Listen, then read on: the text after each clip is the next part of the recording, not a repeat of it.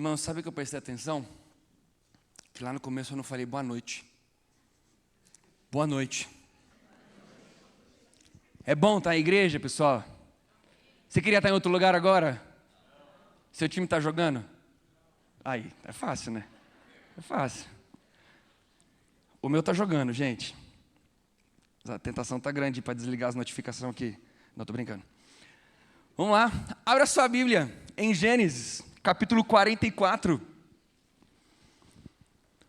Que alegria falarmos um pouquinho sobre a história de José. Que gostoso podermos compartilhar mais um pouquinho deste exemplo.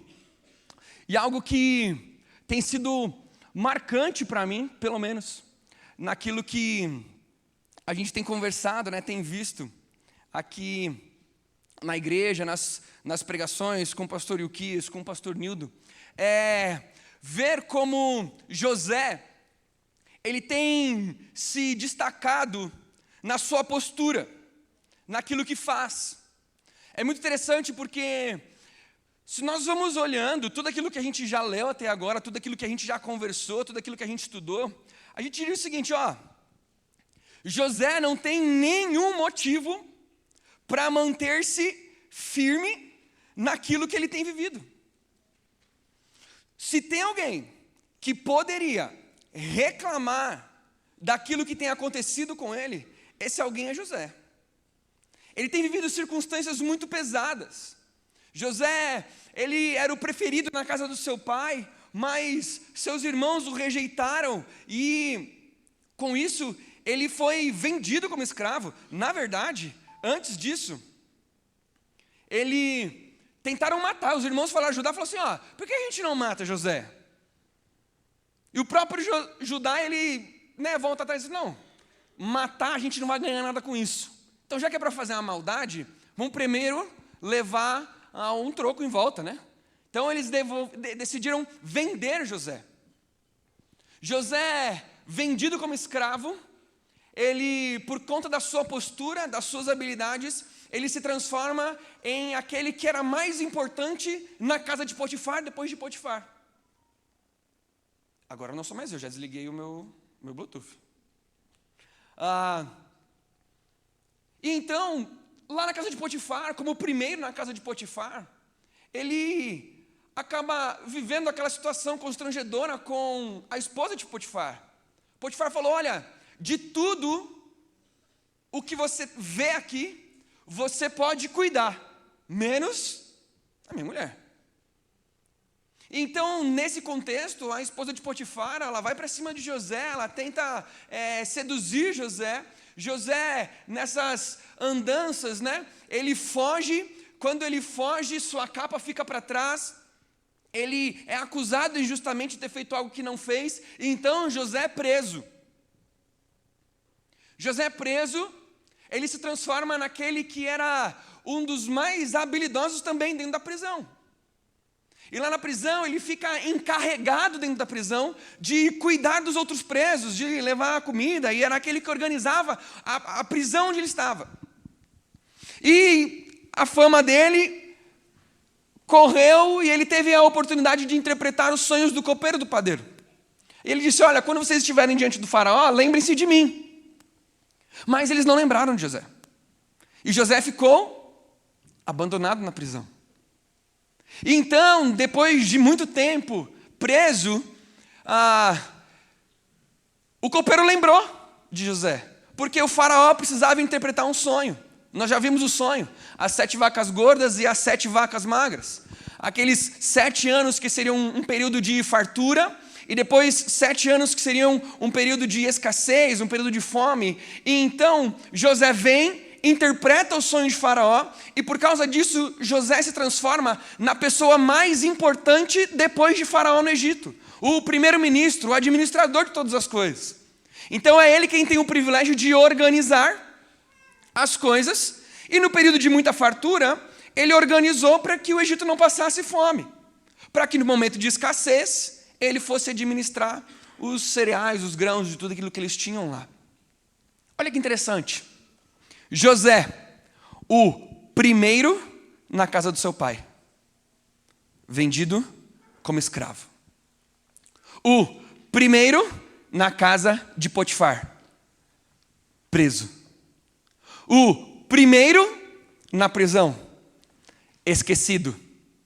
E agora, o primeiro lá no Egito. A gente tem que entender que José, ele foi considerado grande, pois o Espírito de Deus parou sobre José. A Bíblia vai dizer que o Espírito de Deus, ele pairava sobre José, e é interessante que o número de ocorrências em que fala sobre o Espírito de Deus pairar sobre José, faz com que ele se transformasse em alguém que viveu essa experiência mais do que outros personagens ilustres na Bíblia. Mais do que Abraão, por exemplo.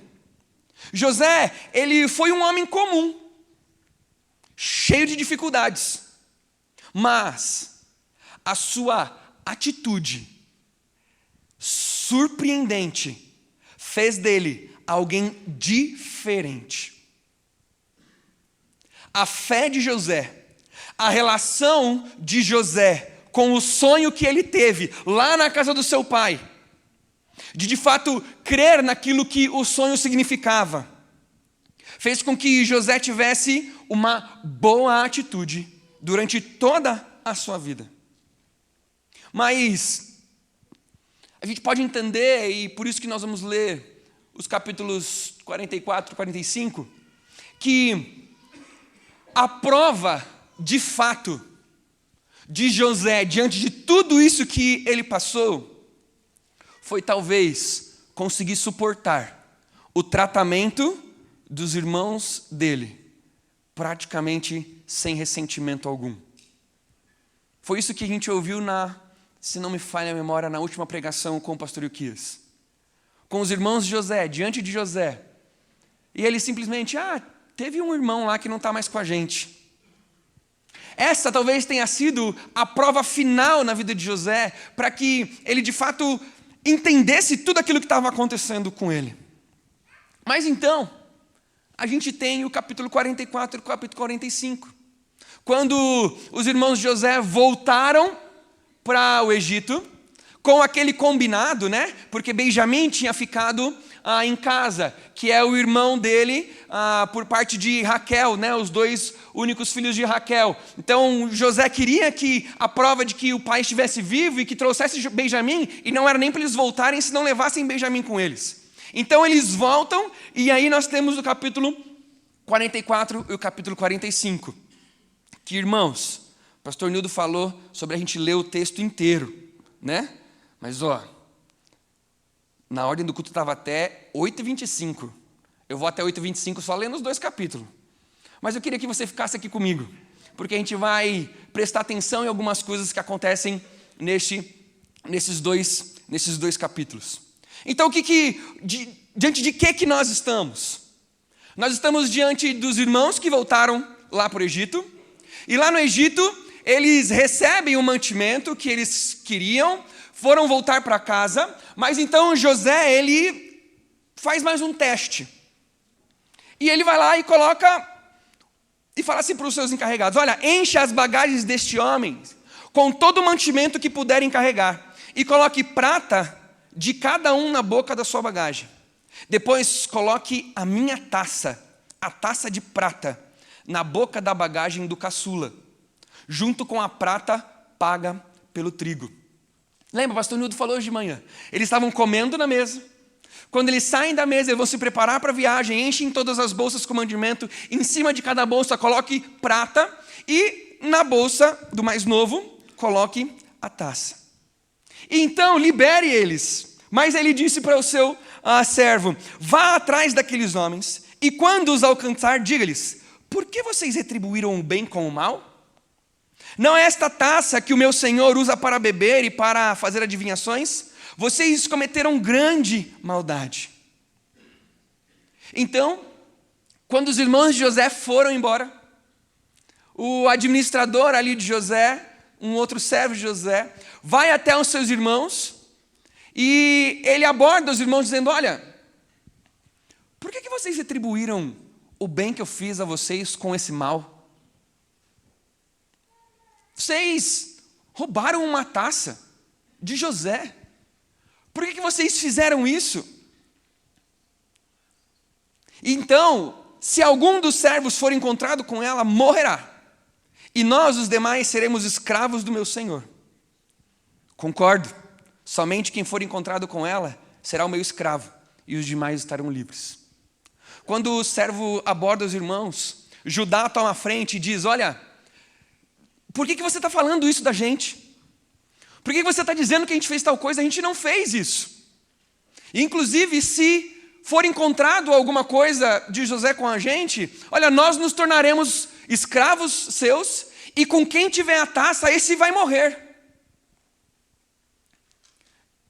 Judá que fez isso. Vamos lembrar da história? Quem foi que deu a ideia de matar José? Judá. Quem foi que estava defendendo os seus irmãos? Agora? Judá. Quem foi que deu a ideia de, não mata não, vamos vender como escravo? Judá. Quem agora toma a frente para que não acontecesse nada com ninguém? Inclusive, ele vai até as últimas consequências. Olha, com quem tiver a taça, esse vai morrer, e nós todos seremos seus escravos. Mas o administrador lhe diz: concordo. Concordo que só quem for encontrado com ela será meu escravo, e os demais estarão livres. Porque ele sabia o que ia acontecer.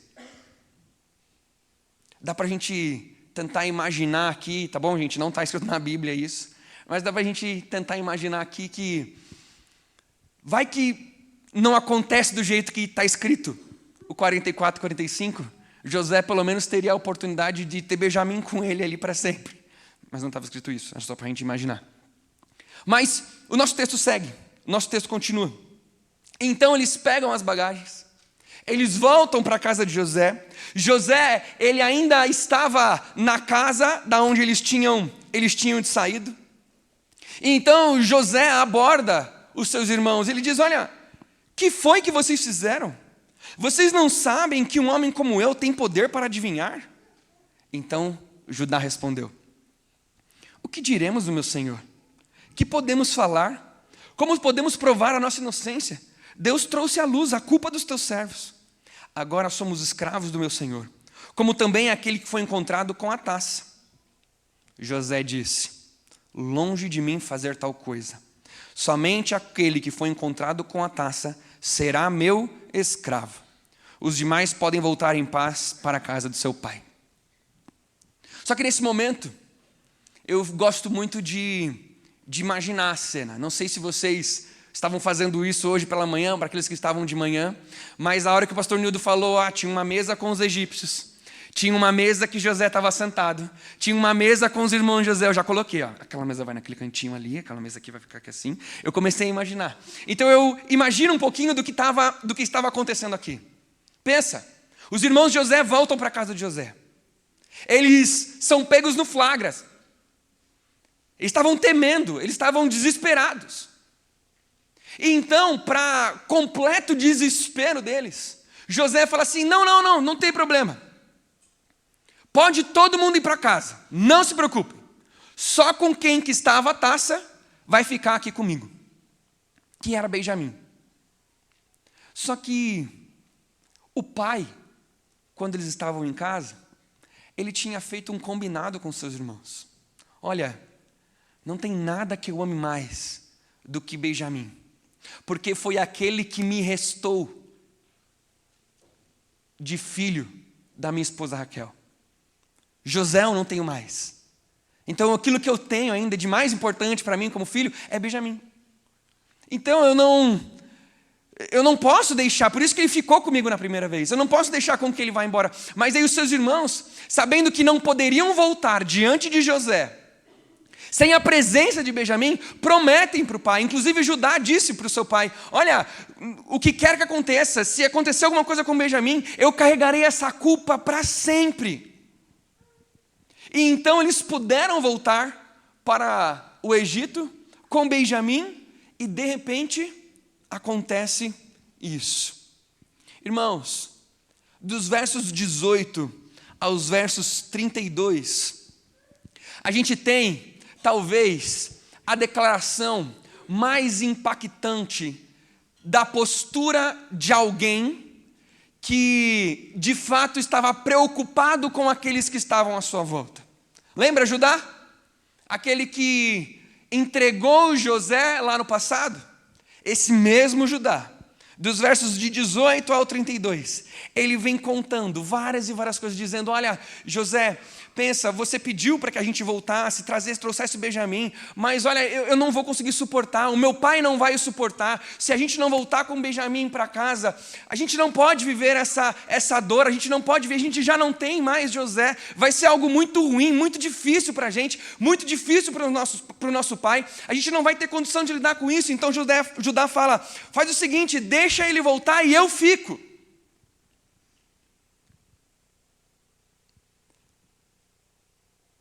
Por isso agora te peço, o último verso do 44, por favor, deixa o teu servo ficar como escravo do meu senhor, no lugar do jovem, e permite que ele volte com seus irmãos. Como poderei eu voltar a meu pai sem levar o jovem comigo? Não posso ver o mal que sobrevirá ao meu pai. Irmãos, olhem para a cena. Judá na frente de José, completamente desesperado. No coração de José, era talvez a última coisa que faltava. José viu Judá com um coração redimido. José viu em Judá que aquele homem maldoso, aquele homem que fez o que fez com ele lá atrás, era um homem transformado, era um homem diferente, era um homem que estava se colocando, se entregando no lugar do seu irmão. Eu fico imaginando a emoção de José ao ver tudo aquilo. Puxa vida, por que não fizeram isso comigo? Por que não se doaram por mim? Então, olha o primeiro verso do 45. A essa altura, José não podia mais conter-se diante de todos os que ali estavam, e gritou: façam sair todos. Olha como a Bíblia é bonita, olha como a Bíblia é linda. O texto vai dizer: José gritou. A carga de emoção deste relato, ela está vindo com muita intensidade. José, ele gritou: façam sair a todos. E assim, ninguém mais estava presente quando José se revelou aos seus irmãos. E ele se pôs a chorar tão alto que os egípcios ouviram e a notícia chegou ao palácio de Faraó. O pastor Nildo hoje de manhã falou: Tiago, você vai falar do choro de José hoje à noite? Choro de José, play. Imagine o momento, saiam todos daqui, eu sou José. E José chorava tão alto, mas tão alto, mas tão alto, que os egípcios que estavam para fora ouviram e a notícia chegou a José: eu sou José, meu pai ainda está vivo, no verso 3. Esse é o clímax, esse é o auge, esse é o ponto alto da história. Pensa, olha a história que José viveu, olha quantas dificuldades ele passou, olha tudo. Gente, esse é o plot twist da história. É isso que, uau! Ninguém esperava. Se você estivesse assistindo um seriado agora, você diria assim: mentira que é José. Não pode ser. Depois de tudo isso, José agora está dando comida. Não é possível. Então José diz no verso 4: cheguem mais perto. Essa palavrinha usada aqui para chegue mais perto, não é uma palavrinha que é comumente usada para aproximação, né? Eu vou chegar mais perto aqui do Júnior. Essa palavrinha é uma palavrinha normalmente usada para dar uma ideia de relacionamento, de intimidade. O que José está querendo mostrar aqui não é se aproximem-se de mim, somente. O que José está tentando mostrar aqui olha, eu não quero mais que essa barreira que existia entre nós, ela exista mais. Parem de ficar preocupados. Eu sou José, seu irmão, aqueles que vocês venderam ao Egito. Se eu colocar o microfone mais perto, aí vocês vão deixar mais baixo, porque a probabilidade de eu voltar a gritar é grande. Então, no verso 5, olha que interessante, do capítulo 45. Agora, não se aflijam, nem recriminem por terem me vendido para cá, pois, para salvar vidas, que Deus me enviou adiante de vocês. Já houve 2 anos de fome na terra, e nos próximos 5 anos não haverá cultivo nem colheita, mas Deus me enviou à frente de vocês, para lhes preservar um remanescente nesta terra, e para salvar-lhes a vida com grande livramento. A gente qualifica muito a atitude de José. Uau! Olha como José é incrível. Eu, José, jamais perdoaria meus irmãos. E a gente qualifica muito, né? Nossa, como José foi incrível. E ele foi mesmo. Foi. Em hipótese alguma, tenho como objetivo mudar esta figura de José. Mas sabe o que é mais interessante? Quando José diz, chegue mais perto, ele quer explicar, sabe por que não existe essa inimizade entre nós? Porque quem fez tudo isso acontecer não foram vocês. Quem fez tudo isso acontecer foi o Deus que eu sirvo e que eu sigo. Foi Deus que me enviou adiante de vocês. Foi Deus que me trouxe para cá. Não se aflijam nem se recrimem por terem me vendido para cá, pois para salvar vidas que Deus me enviou diante de vocês. Assim, não foram vocês que me mandaram para cá, mas sim o próprio Deus. José teve sim graça com os seus irmãos, com certeza. Mas a graça que José teve com os seus irmãos é por causa da graça que Deus estava demonstrando através da vida de José. Não era a graça de José para com o povo, era a graça de Deus para com o povo. Nós vamos ler daqui a pouquinho, mas lá em Gênesis, no capítulo 50, no verso 21, a última frasezinha do versículo vai dizer, para que se conservasse a vida de muitos. Irmãos, o primeiro na casa de seu pai, vendido como escravo. O primeiro na casa de Potifar, preso. O primeiro na prisão, esquecido na prisão. O primeiro no Egito, para que fosse conservada a vida de muitos. A história de José não é sobre o José. A história de José é sobre o Deus de José. A história de José é sobre o agir de Deus na história. Então, Deus vem com a sua graça e através da vida de José ele diz, olha, vocês viverão na região de Gósen e ficarás perto de mim. Tu, os teus filhos e teus netos, as tuas ovelhas, os teus bons, os teus bens. E te sustentarei ali, porque ainda haverá 5 anos de fome. Do contrário, tu e tua família e todos os teus rebanhos acabarão na miséria. A graça é, venham para cá, eu não vou só manter você. Venham morar aqui no Egito. E vocês vão poder morar nos melhores lugares que a gente tem para vocês morar. Então, no 14, ele se lançou chorando sobre o seu irmão Benjamim e o abraçou. E chorou. E Benjamim o abraçou também chorando. Em seguida beijou a todos os seus irmãos e chorou com eles. E ainda as boas notícias não terminam, mas ele vai dizer no 19, mandem-os também levar carruagens do Egito para trazerem as suas mulheres, os seus filhos e seu pai. Não se preocupem com seus bens, pois o melhor de todo o Egito será de vocês. A cada um ele deu uma muda de roupa, mas a Benjamim deu 300 peças de prata e 5 mudas de roupa. Deu presente para o pai também, deu todo o mantimento para que fosse necessário para o pai viajar até Egito. E quando eles chegam em casa, eles contam a notícia para Jacó. E no verso 23, o coração de Jacó quase parou, não podia acreditar neles. O meu filho querido, ele está vivo. Ele disse no 28, no final: basta, meu filho José está vivo, irei vê-lo antes que eu morra.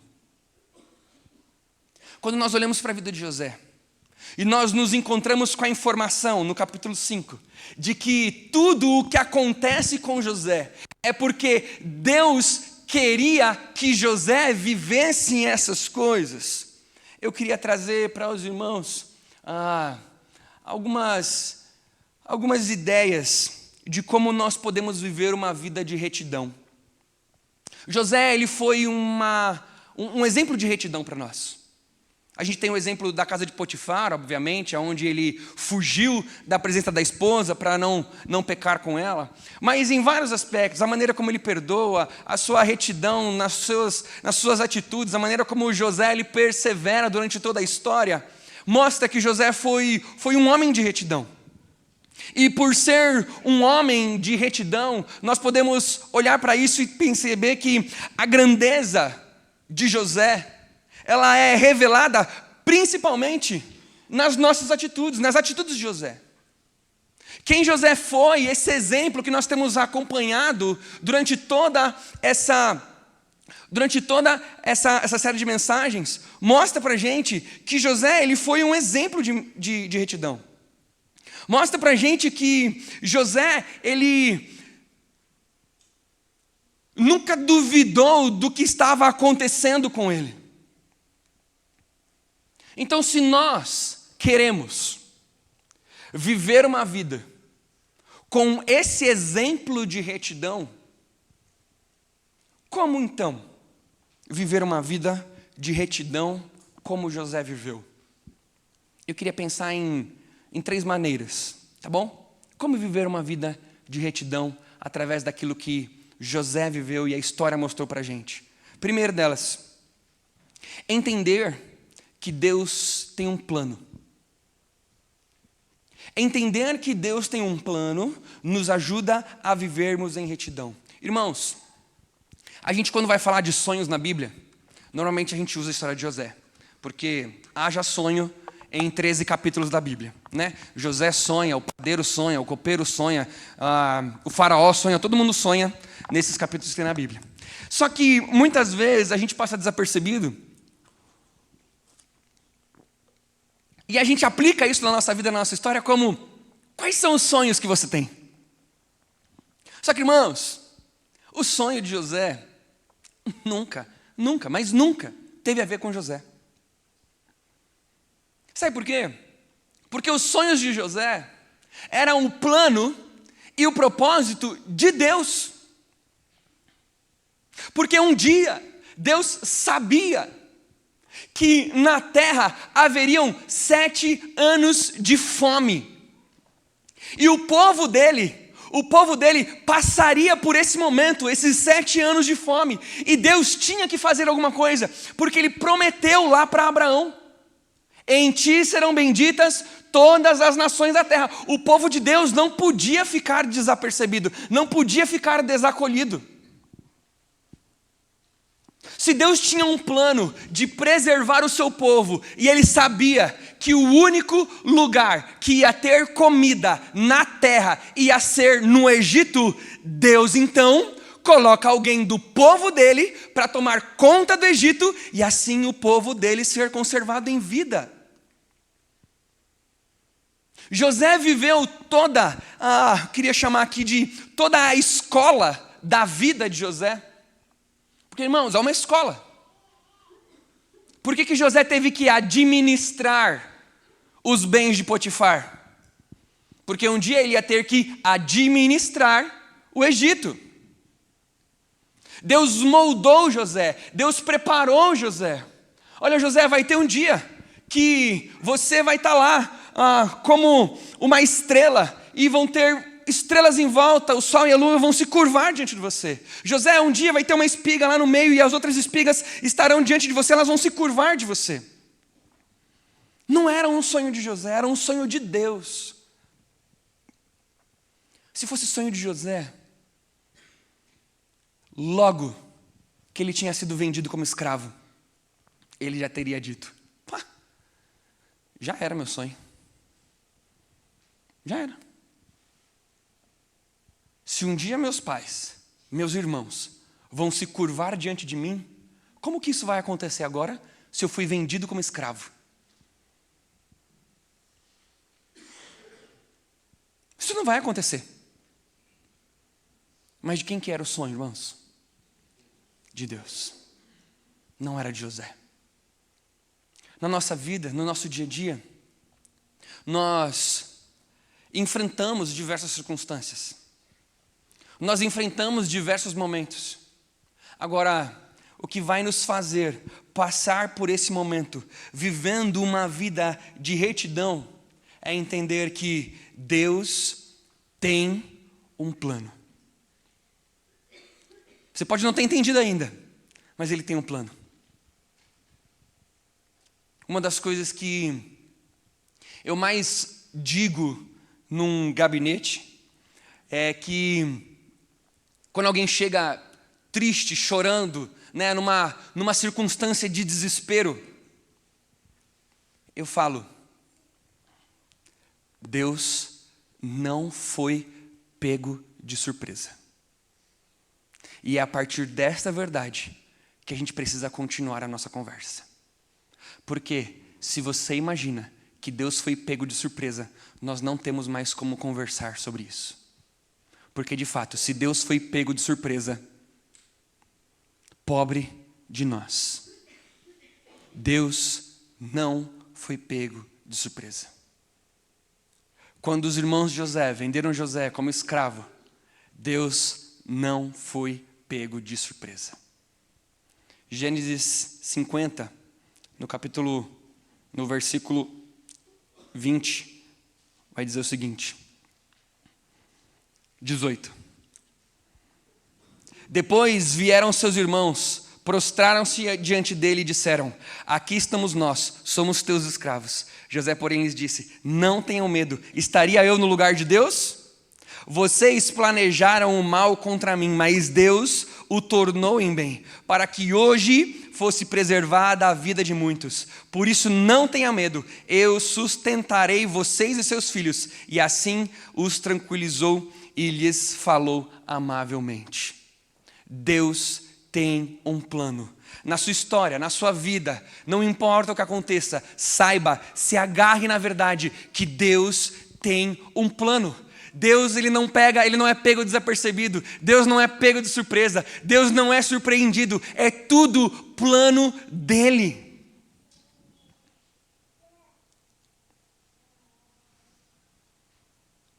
Outra coisa que a gente precisa entender para conseguirmos viver uma vida de retidão como a que José viveu é sentir Deus agir. Porque no meio do processo, foi um processo longo. Né? O pastor Nildo perguntou ali no gabinete para mim antes de começar: Tiago, não esquece, né? Da juventude, né? Lembra disso no culto, porque é a comemoração e tal. E na mensagem ali vai ter né, como mostrar isso. Eu falei: sim, José tinha 17 anos quando ele foi vendido como escravo. Sim, mas no Egito ele não tinha mais 17 anos. Já se passaram bons e longos anos disso. Agora pensa comigo. Em todos esses longos anos, imagine se José tivesse o sentimento de que Deus o abandonou. Imagine se José, ele ficasse nutrindo na sua mente que Deus me esqueceu, Deus não está aqui. Mas não, José, ele nutria nele, ele absorvia nele: não, Deus está agindo. Eu fui vendido como escravo, mas agora eu sou o primeiro na casa de Potifar. Que droga! Agora eu fui preso. Deus não está aqui. Não, agora você é encarregado dentro da prisão. Você está cuidando da prisão. Foi isso que te dar uma oportunidade de ser conhecido pelo copeiro, pelo padeiro, e você interpretou o sonho deles. Sentir Deus agir é um momento fundamental na nossa história, para vivermos uma vida de retidão. Porque se pensamos e achamos que Deus nos abandonou, tomamos atitudes como que se Deus não estivesse presente na nossa história. Já que Deus não está comigo mesmo, então eu vou fazer desse jeito porque é mais fácil. Se Deus não está comigo mesmo, então eu vou fazer desse jeito. Eu sei que é pecado, eu sei que é errado, mas eu vou continuar fazendo assim porque Deus não está comigo mesmo. Eu não consigo perceber Deus agindo na minha história. Só que, irmãos, talvez você esteja aí pensando, Tiago, você não sabe o que eu estou vivendo. Eu vou te contar. E depois que eu te contar, eu duvido você encontrar Deus agindo aqui. Um dia, Ele entregou o filho dele para morrer numa cruz, para perdoar os seus pecados. Se Ele escolheu intervir na história, se Deus escolheu botar o dedo no tempo e no espaço, mandando o filho dele para morrer numa cruz e perdoar os nossos pecados, nada, mas nada é difícil o suficiente que Ele não possa intervir novamente. Ontem a gente estava conversando com os jovens e estávamos falando um pouquinho sobre oração. E eu contei para eles que um dos momentos em que eu mais consigo perceber Deus agir é quando, depois de eu já ter tentado fazer de tudo, eu chego diante de Deus e falo assim: Deus, se o Senhor não intervir, não tem mais solução. Eu não sei mais o que fazer. Eu já tentei de tudo e eu não consigo mais. Quando eu oro isso, eu imagino Deus olhando para mim e falando assim: ufa, ainda bem, deixa comigo. Ainda bem que você parou de mexer onde não era para você mexer. Ainda bem que você parou de tentar onde não era para você tentar. Sou eu que estou agindo. Sentir Deus agir é fundamental para vivermos uma vida de retidão. E por último, aceitar, independente das circunstâncias, o propósito de Deus. Aceitar. Imagine José. Mas Deus,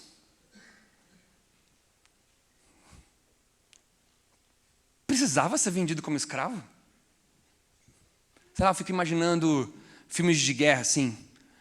Não podia ser só tipo assim, nas Olimpíadas do Egito, eu vou lá, mando bem no arco e flecha, aí ele fala assim: pode ser o governador do Egito.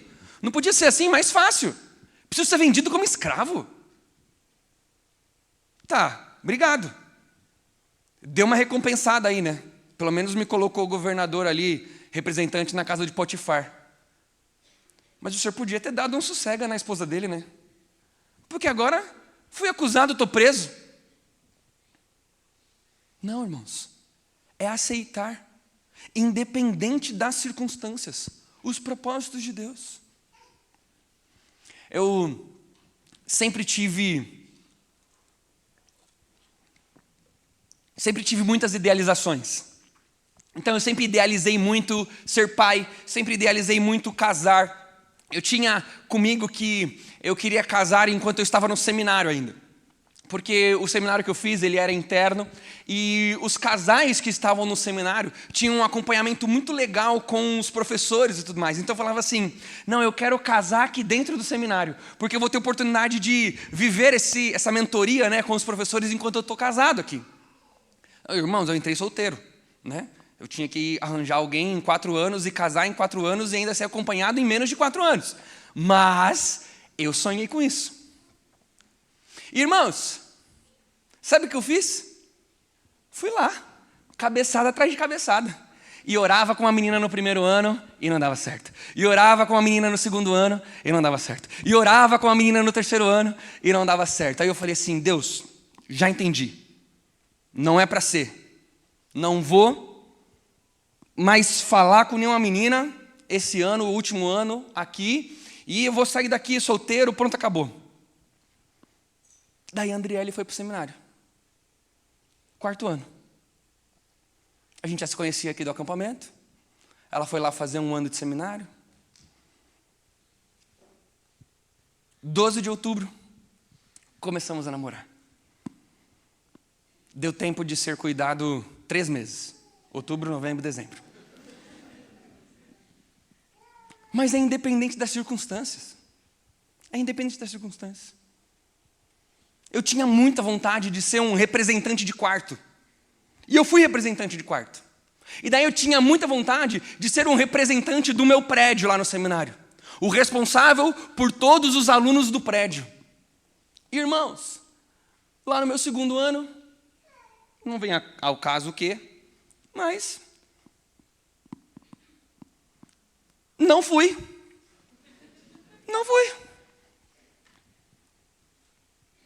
E eu passei o meu tempo de seminário inteiro sem ser.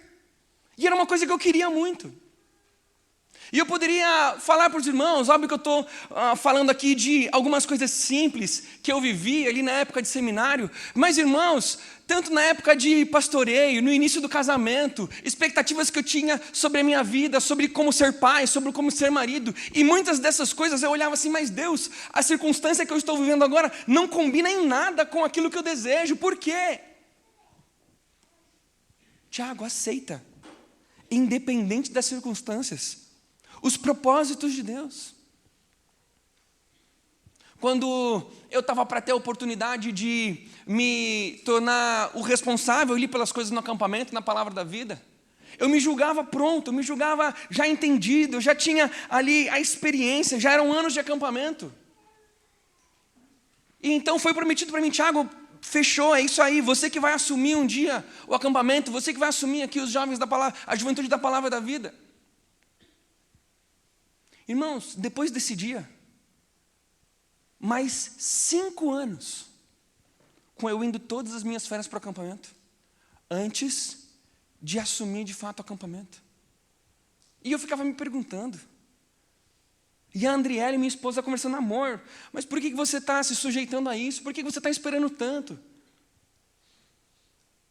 Aceitar, independente das circunstâncias, os propósitos de Deus. Irmãos, no ano em que eu assumi o acampamento, nós tivemos, infelizmente, um monitor nosso preso, acusado por abuso sexual de crianças no interior de São Paulo.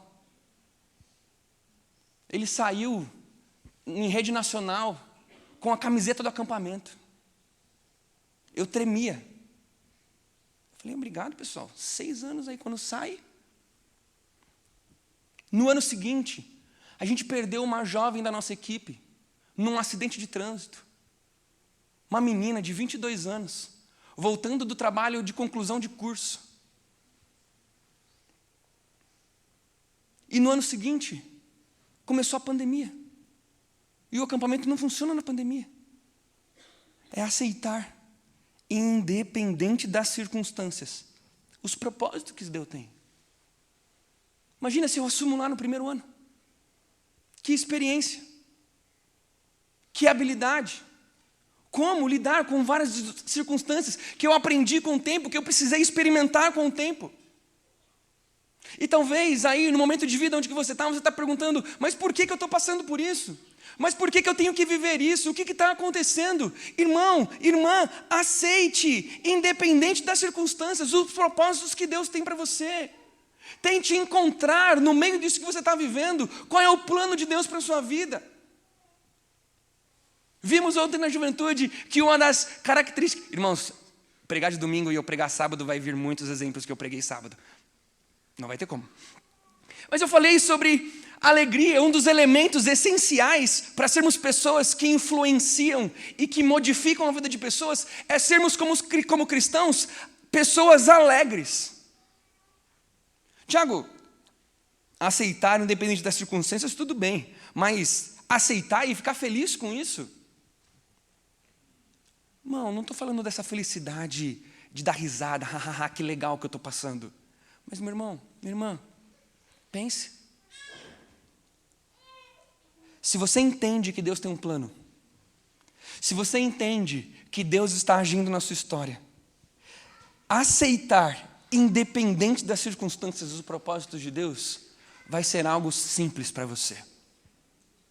Porque você sabe que Ele planejou tudo. Para a gente terminar, lá em Gênesis, no capítulo 50, no verso que nós acabamos de ler, no versículo 20 vai dizer: vocês planejaram o mal contra mim, mas Deus o tornou em bem, para que hoje fosse preservada a vida de muitos. É interessante que o tradutor da maioria das versões, ele utilizou palavras diferentes. Vocês planejaram o mal contra mim, mas Deus tornou em bem. E o que isso passa de ideia para a gente? Passa que, olha, os irmãos de José planejaram o mal contra mim. Deus, já que deu errado, ele transformou isso em bem. Mas, meus irmãos, é a mesma palavra. É a mesma palavra. Na língua original, onde a Bíblia foi escrita, é a mesma palavra. Nós podemos tranquilamente ler esse texto com: vocês planejaram o mal contra mim, mas Deus o planejou para o bem. Irmãos, a responsabilidade do pecado dos irmãos de José são dos irmãos de José. Eles quem quiseram fazer isso. Mas Deus planejou a vida de José para que a vida de muitos fosse preservada. Diante da história de José, não temos como duvidar nunca daquilo que Deus tem para fazer na nossa vida e na nossa história. Porque Deus, assim como José, ele planejou a sua história. Por isso, viver uma vida de retidão não é algo do nosso próprio empenho, da nossa própria força. Viver uma vida de retidão é porque eu sei que Deus tem um plano. É porque eu percebo que Deus está agindo. E é porque eu aceito, independentemente das circunstâncias, os propósitos que Ele tem para a minha vida. Feche seus olhos, vamos orar.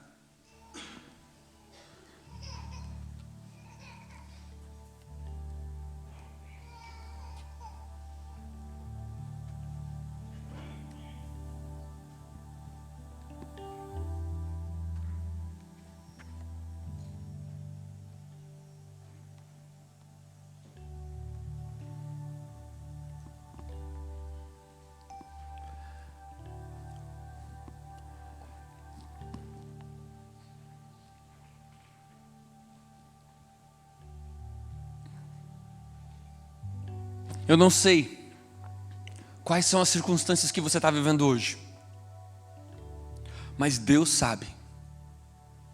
Eu não sei quais as dores que estão no seu coração agora, mas Deus sabe.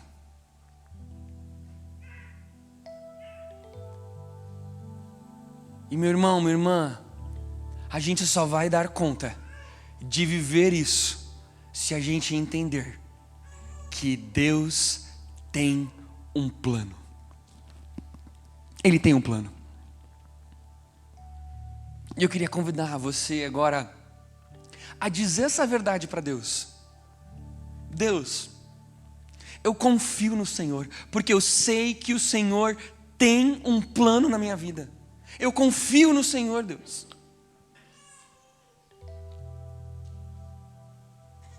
Talvez hoje à noite o que vai te ajudar a viver, a enfrentar isso que você está passando, é trazer à sua memória momentos em que você entende claramente que Deus ele estava agindo. E talvez você está tão mergulhado, tão afundado nessa dificuldade, que você fechou os seus olhos, você se cegou para o que Deus tem feito na sua história. Olhe para a sua história e veja, se Deus já fez, Ele tem poder e pode fazer de novo. Se Deus já te salvou, Ele já resolveu o maior de todos os problemas que você tinha. O que é para Ele resolver isso que você está vivendo, isso que você está passando?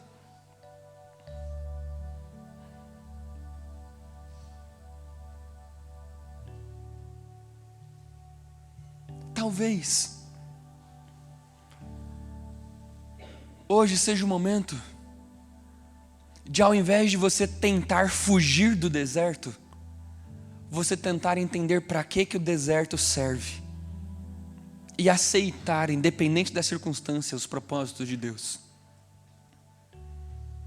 Ao invés de tentar fugir da dificuldade, tentar viver a dificuldade para aprender e sair dela alguém ainda melhor do que quem você já era. Eu quero que você tenha um minutinho para você fazer a sua oração. Daqui a pouquinho eu termino orando juntos.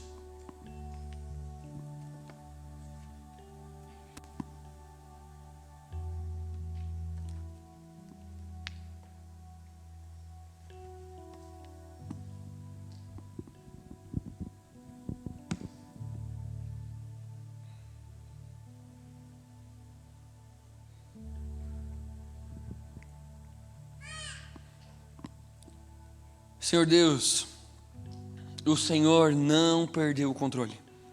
O Senhor não foi pego desprevenido. Nos ajude, Pai, a vivermos uma vida reta e íntegra como José viveu. Nós te amamos muito, Pai, e queremos glorificar e engrandecer o seu nome, porque sabemos que o Senhor tem um plano para a nossa vida e para a nossa história.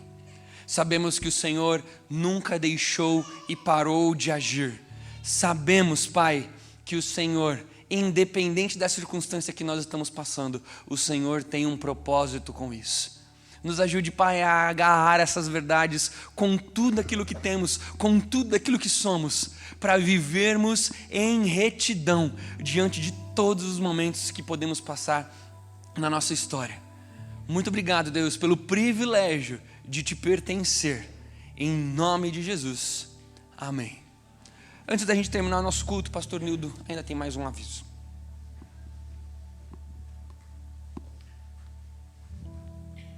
E nós vamos orar pelos nossos jovens. Eu queria convidar você que é jovem, que você venha aqui à frente, pode vir aqui, ó, olhando para a gente, aqui nós vamos orar por você.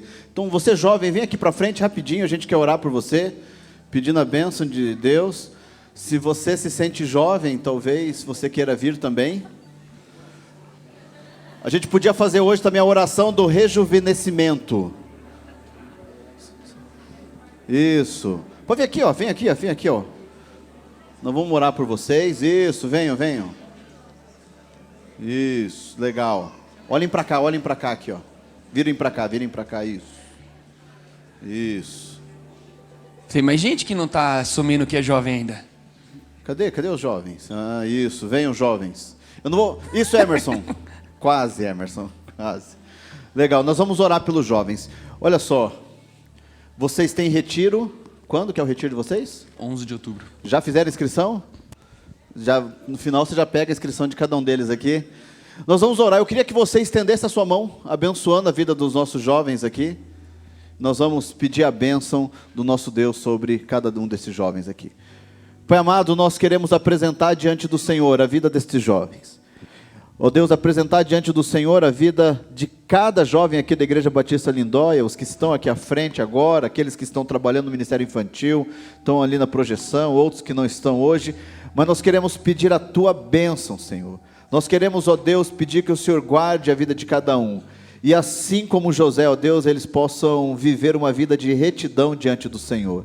Ajude-os, Deus, a crescer e se desenvolver, e obrigado, ó Deus, pela bênção que eles são, em nome de Jesus, amém.